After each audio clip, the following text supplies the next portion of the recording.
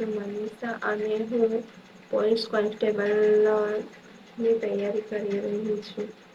તો મેં વિચાર્યું કે હું સ્ટડીની સાથે વિડીયો રેકોર્ડિંગ કરવાનું પણ ચાલુ કરી દઉં. આ મારું ફર્સ્ટ વિડીયો છે. ગાઈસ, વિડીયોમાં તમને બરાબર ક્વોલિટી નહીં દેખાતી હોય પણ કોઈ વાત નહીં.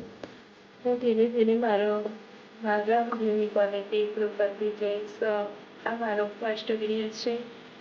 આજે હું મુઘલ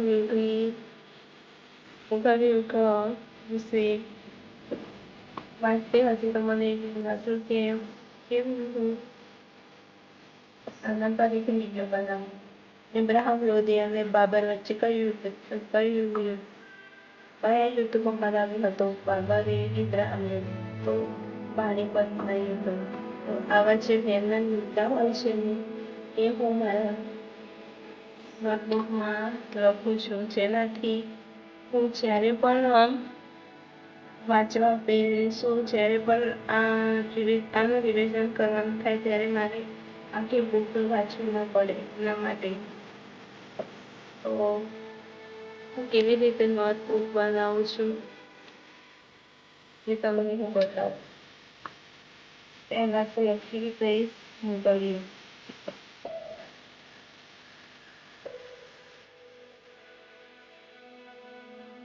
ત્યારબાદ બાબર અને ઇબ્રાહિમ લોધી વચ્ચે આ યુદ્ધ થયું હતું.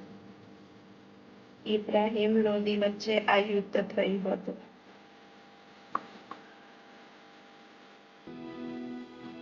કયું યુદ્ધ થયું હતું? તો પાણીપત જેમાં બાબરે ઇબ્રાહિમ લોધીને હરાવીને મુઘલ યુગની સ્થાપના કરી હતી. તો હવે આપણે બાબર વિશે વાંચીશું. તો બાબરનો પહેલા તો સમય ઈસવીસન 1526 થી 1530. ત્યારબાદ તેનો જન્મ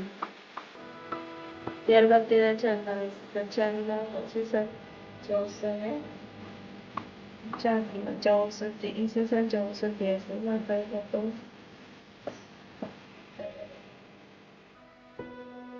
તેનું મૂળ નામ બાબરનું મૂળ નામ ઝહીરુદ્દીન.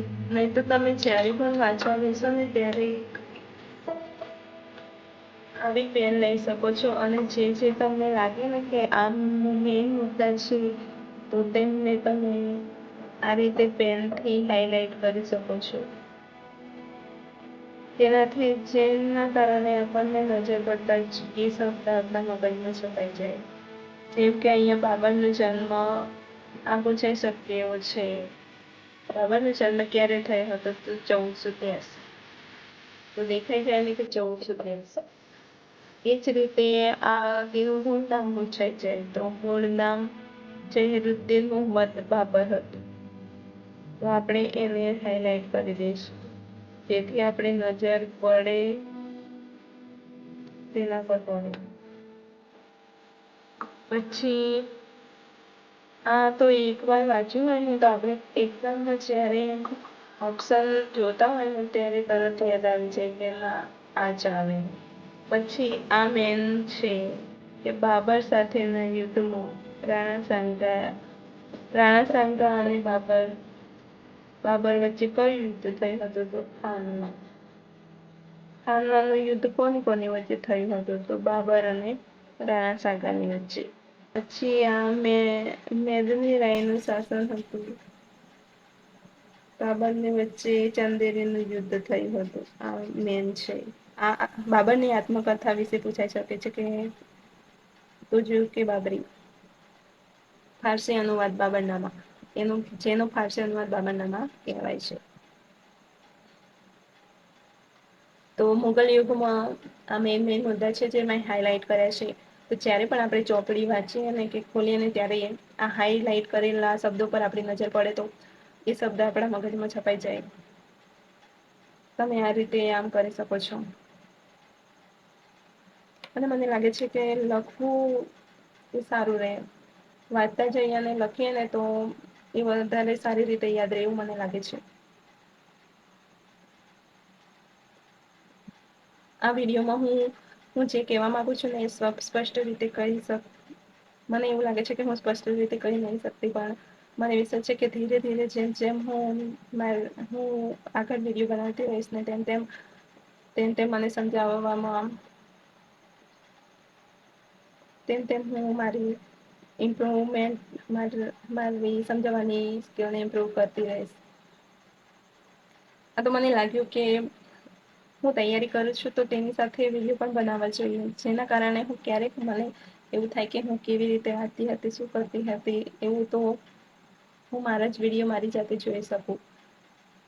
કેમ કે મોબાઈલમાં તો આ બધું રેકોર્ડિંગ કરેલું રાખવું શક્ય નથી એટલે હું યુટ્યુબ પર મૂકવાનું વિચારું છું.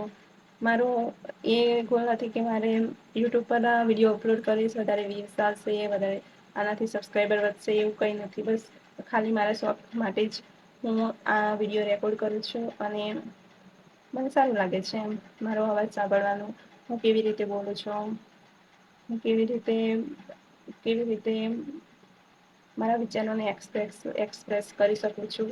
એ બધું જાણવાનું મને ખૂબ ઇન્ટરેસ્ટ છે આથી જ હું આજથી વિડીયો બનાવવાનું ચાલુ કરું છું કેમ કે હું સ્ટડી કરતી હોય ત્યારે હું એકલી જ હોય છું તો મને સારું લાગશે.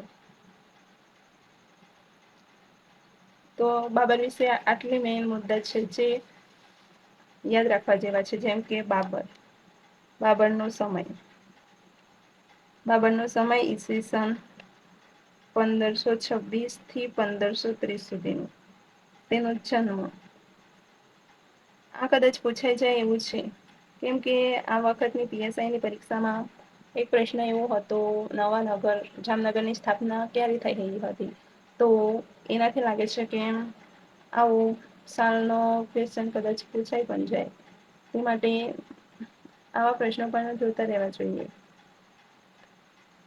અને આપણે એક બે વખત લખીએ ને તો પછી એક્ઝામમાં જયારે પણ આવો ક્વેશ્ચન આવે ને ત્યારે ઓપ્શનમાં જોઈને જ આપણને ખબર પડી જાય કે ના આ જ ક્વેશ્ચન સાચો છે. મને અનુભવ થયેલો છે 2-3 પરીક્ષાઓ મેં આપી છે કે તો મને આ બાબતનો અનુભવ થયેલો છે કે ના આ ઓપ્શનમાં આ જ જવાબ હશે. પણ અમુક ભૂલોના કારણે મારા માર્ક્સ ઓછા આવે છે મેં બે એક્ઝામ આપી છે કોન્સ્ટેબલની પહેલી વખત આપેલી પણ એટલું બધું એ નહોતું બસ ખાલી ફોર્મ ભરેલું અને પછી એક્ઝામ આપવા ગયેલી ત્યારે મને લાગ્યું કે ના આની તૈયારી કરવા જેવી છે. આ સાલ મેં સારી રીતે તૈયારી કરી હતી પણ તેમાં છે ને એમાં શીટમાં મેં પ્રેક્ટિસ નથી કરી તેના કારણે મારા ઘણા બધા પ્રશ્નો રહી ગયા છે એ કરવાના રહી ગયા છે એના કારણે મને લાગતું નથી કે આ વખતે મારું નામ મેરિટ લિસ્ટમાં આવે પણ મને એટલો વિશ્વાસ છે કે આવતી એક્ઝામ કદાચ જો આવે પોલીસ કોન્સ્ટેબલની તો હું જરૂર એમાં પાસ થઈશ કારણ કે આ પરીક્ષામાં મેં જે ભૂલો કરી છે ને એને હું સુધારવાનો પ્રયત્ન કરીશ. એમાંથી હું ઘણું બધું શીખી છું તો એમાં સુધારવાનો પ્રયત્ન કરીશ અને આવતી પરીક્ષામાં સારું પરિણામ લાવીશ એવો મને વિશ્વાસ છે તો મેં તૈયારી ચાલુ જ રાખી છે.